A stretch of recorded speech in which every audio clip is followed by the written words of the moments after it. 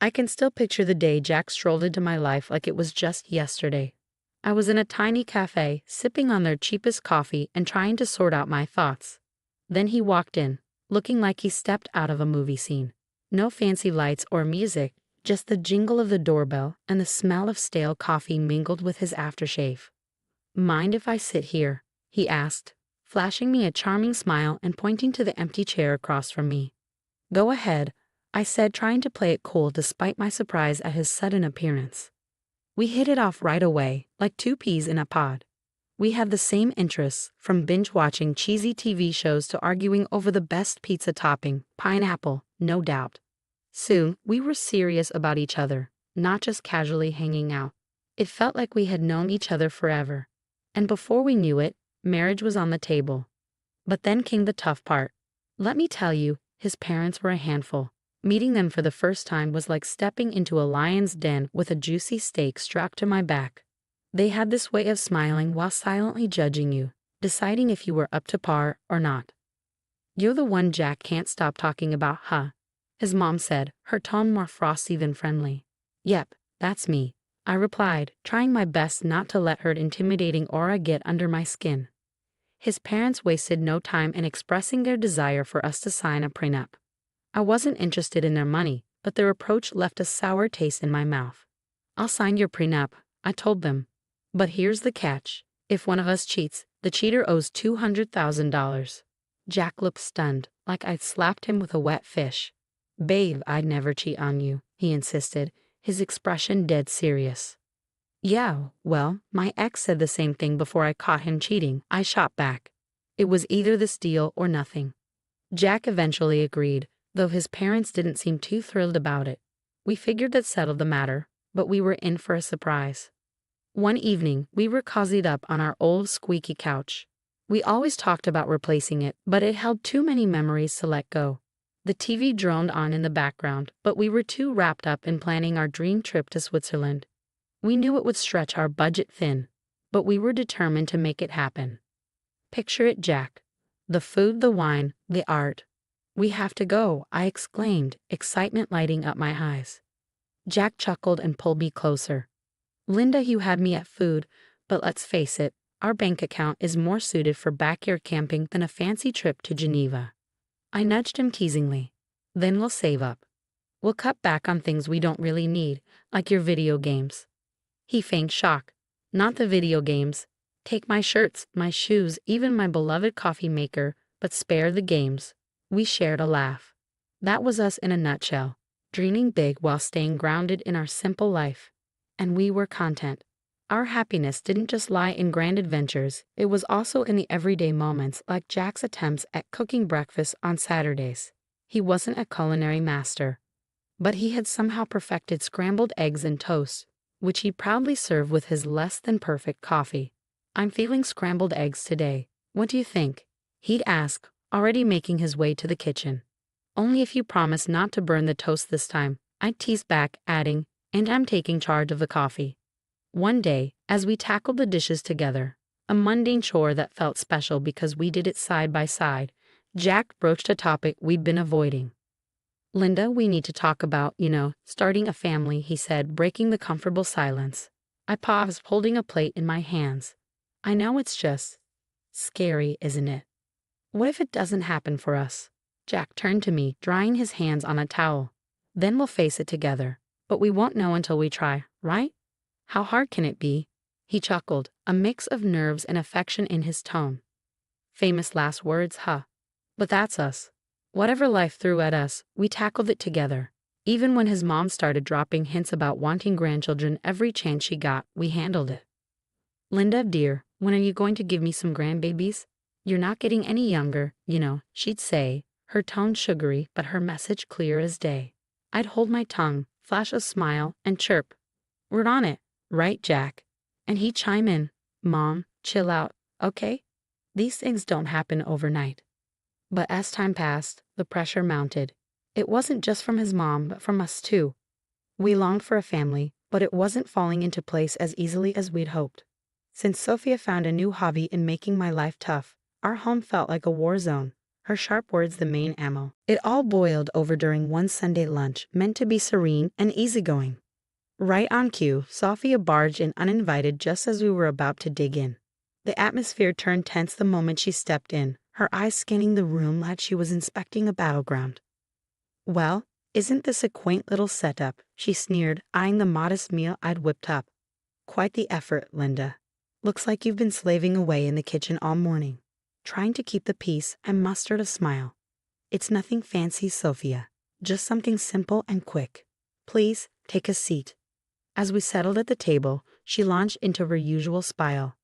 "You know, Linda," Sophia began, her tone dripping with condescension, "I was chatting with Mrs. Charlotte the other day, and she mentioned how her grandson just became a dad. It got me thinking, when are you and Jack going to give me some good news? Time's ticking, you know." My cheeks flushed with a mix of embarrassment and frustration. I glanced at Jack, hoping for some backup, but he suddenly seemed very engrossed in his meal. "Mom, seriously?" Jack finally mumbled, but it lacked conviction, and we all knew it. Undeterred, Sophia pressed on. "I hate to be blunt, but you're not getting any younger. You work hard for your money. Why waste it on Linda if she can't fulfill her basic duties as a wife? Hiring help for cleaning and cooking would be much more efficient, don't you think?" That was the last straw. "Sophia, I'm doing my best here," I blurted out. "It's not like I don't want kids. And as for the house and cooking, I didn't realize marriage came with a job description." Sophia scoffed. "Marriage isn't a free ride, Linda. You have responsibilities, and frankly, you're not meeting them." The air grew heavy with tension, and tears threatened to spill from my eyes. But what hurt the most wasn't Sophia's harsh words. It was Jack's silence. When he finally spoke, it wasn't in my defense. "Mom's right. Maybe we should consider getting some extra help around here. It would take some weight off your shoulders, too," he suggested. His words felt like a stab in the back. It was clear I was alone in this. In the days that followed, Sophia's visits became more frequent and her criticisms sharper. She'd scrutinize every corner of the house, pointing out any flaw. "You call this clean?" she'd sneer. "Looks like a pigsty to me." Then came the jabs about my appearance. "Is that what you're wearing?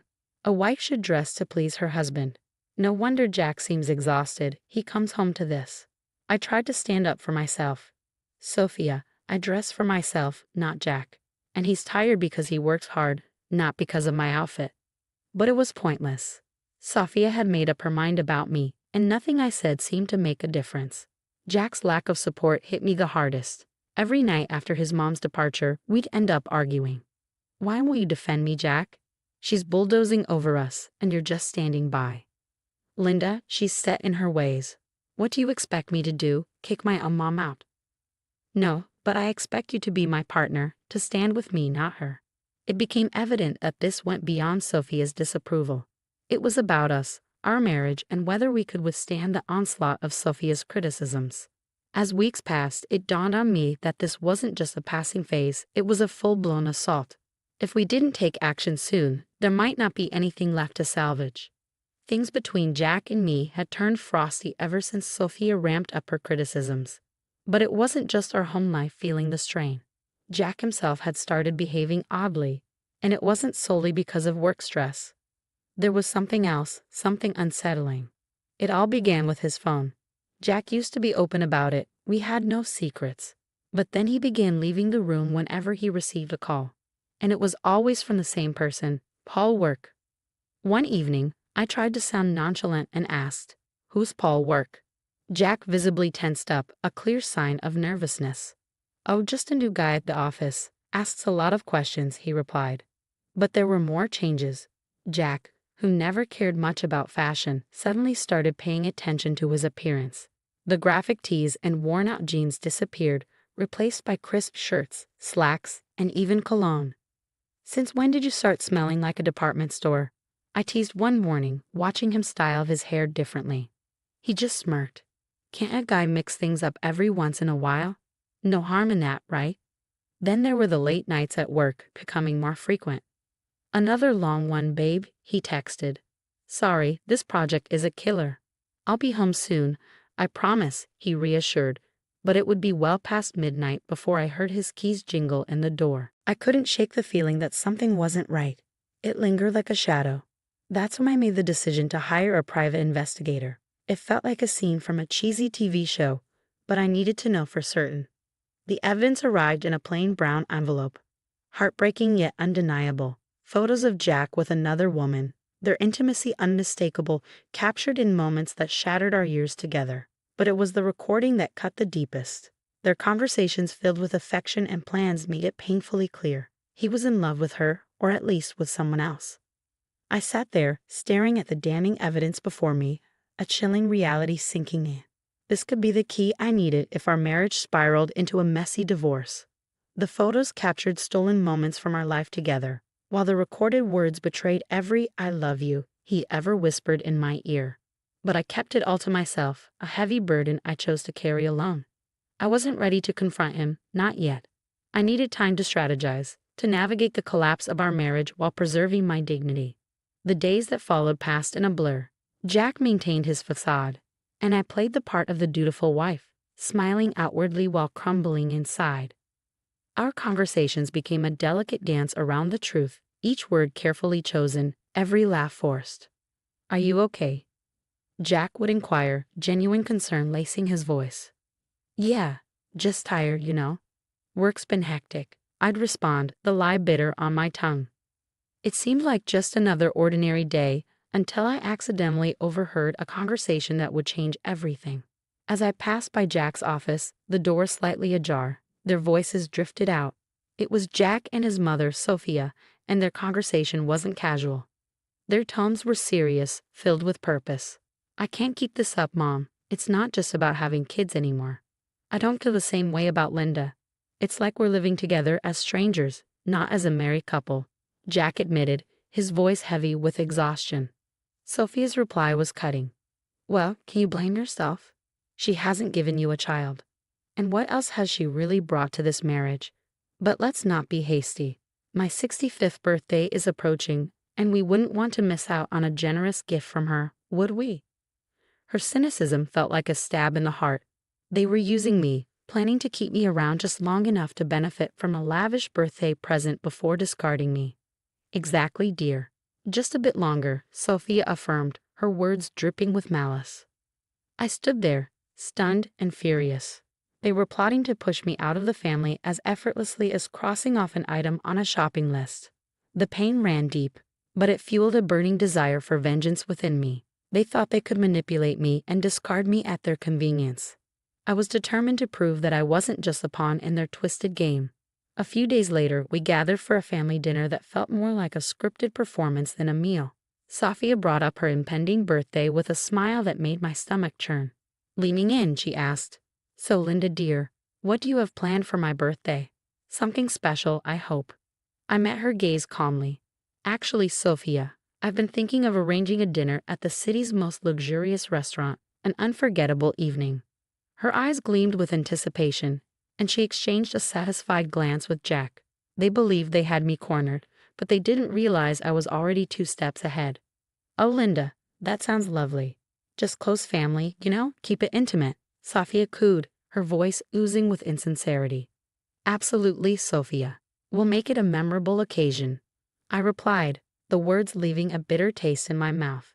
The weeks leading up to Sophia's 65th birthday felt like a slow march towards a reckoning. Every smirk from her and every indifferent nod from Jack fueled my resolve. My plan was straightforward yet daring. Orchestrate a lavish dinner as a supposed gesture of affection, then unveil a monumental surprise.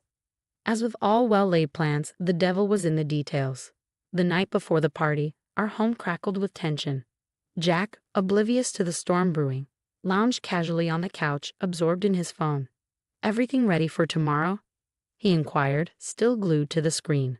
"You could say that," I replied, my voice masking the turmoil within. The day arrived, and as guests streamed into the opulent dining room we had reserved for Sophia's celebration, anticipation hung heavy in the air. My pulse quickened, not from nerves, but from the excitement of what was to come. Sophia, relishing the spotlight, luxuriated in the grandeur of her surroundings. "Oh, Linda, you've truly outdone yourself. This place is divine," she proclaimed loudly enough for neighboring tables to hear. As we settled in, the evening unfolded with the peculiar cheer typical of family gatherings. Laughter rang out, stories were shared.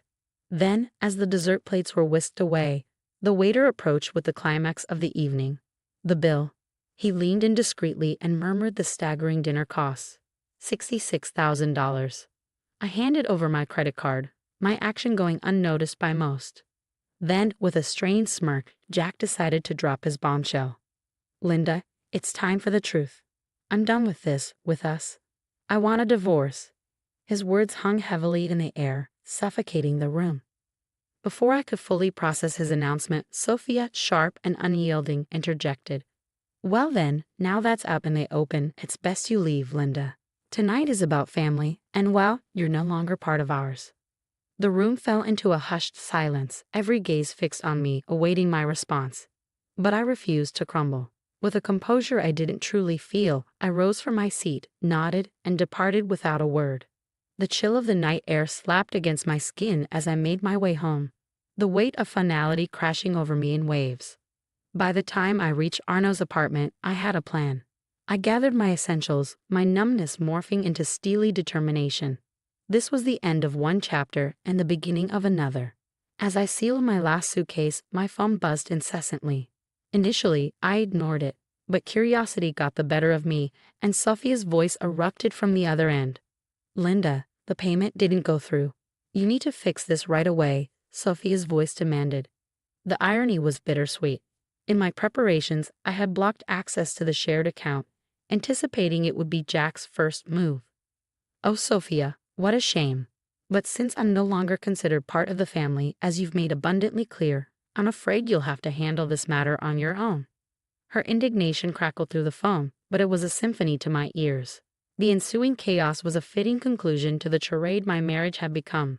I heard tales of the restaurant staff demanding payment, Sophia's escalating fits, and eventually the police being called to defuse the situation she had incited. In the end, it was Jack and his kin who scrambled to settle the bill. A poetic retribution for the betrayal and indignity they had subjected me to. The morning after the dinner felt like emerging from a tempest. Armed with my plan, my determination, and a stack of divorce papers in hand, I returned to what once was our shared abode for the final time. The atmosphere was tense, palpable, as if it could be sliced with a blade. Jack and Sophia stood there, seemingly embroiled in a heated exchange. Their animosity toward me seemed to merge into a unified front of fury upon my arrival. You've got some nerve showing your face here after last night, Jack spat, his features twisted in a mixture of anger and disbelief. Quick to echo his sentiment, Sophia hurled her own barbs. Ingrate, you've brought shame upon us in front of the entire city. Do you comprehend the humiliation of having the police summoned on account of your actions? People were laughing, filming. I met their fury with a composure I hardly felt. Shame? Is that your primary concern right now? I retorted, tossing the divorce papers onto the table, placing the incriminating photos of Jack's infidelity atop them. Perhaps you should direct your attention to this instead. Jack's complexion drained of color as he picked up the damning photographs, with his mother looming over his shoulder. Their rage dissolved into shock, then morphed into panic as they comprehended the gravity of the situation. And let's not overlook the prenup, shall we? I pressed on, my voice unwavering. You stray, you pay, precisely $200,000. Sophia's features contorted into a snarl. You wouldn't dare. You can't do this to us. Oh, but I can, and I will, I retorted, my voice devoid of warmth, resolute in my decision. Recognizing the gravity of the situation, Jack altered his approach. Please, let's discuss this. We can find a solution. I couldn't suppress a bitter, mirthless laugh. Find a solution? You think a few words can undo everything? No, Jack, it's over. Sophia, ever the master manipulator, attempted to soften her stance, her tone dripping with false concern. Linda, darling, think about what you're doing. This will destroy us. That ship has sailed, Sophia. You should have considered that before. Their pleas shifted to desperate entreaties, their words a frantic attempt to salvage whatever remained. But my mind was resolute. I was done playing the victim, done with their deceit and manipulation. In the end, Jack had no recourse but to borrow money from his parents to settle with me. As I departed from that house for the final time, check in hand, I felt a burden lift from my shoulders. After all that transpired, I was finally liberated. I used the money from Jack to secure a down payment on a modest yet snug abode of my own. It's remarkable how much tranquility you can find in a residence that's solely yours, where each nook feels like a sanctuary away from the tumult of the past. Life is calmer now, and I wouldn't have it any other way. I have a job that keeps me occupied, amiable neighbors who offer nods and smiles, and a petite garden that's entirely mine to tend to. Occasionally, I catch wind of gossip concerning Jack and Sophia. Just the other day, while grabbing coffee from the local spot frequented by the community, I bumped into an acquaintance from the old neighborhood. After some polite chit-chat, they leaned in, lowering their voice, and whispered, "Hey, have you heard the latest scoop about your ex and his mom?" Their eyes gleamed with intrigue. I arched an eyebrow, intrigued yet detached. Can't say that I have. Do share. They seem to relish divulging the news. Apparently, Sophia isn't too thrilled with Jack's new girlfriend. Rumor has it they're quarreling like there's no tomorrow. Puts your situation in a whole new light. We moved on from the topic, but as I strolled away with my coffee, I felt a profound sense of relief. There was a time when such news would have unsettled me, but now it's simply another chapter in someone else's tale. These days, my greatest worries revolve around whether my tomatoes will ripen before the squirrels snatch them, or if I'll ever master yoga without resembling a newborn deer on ice. Life is simpler, quieter, and considerably sweeter on this side of the chaos.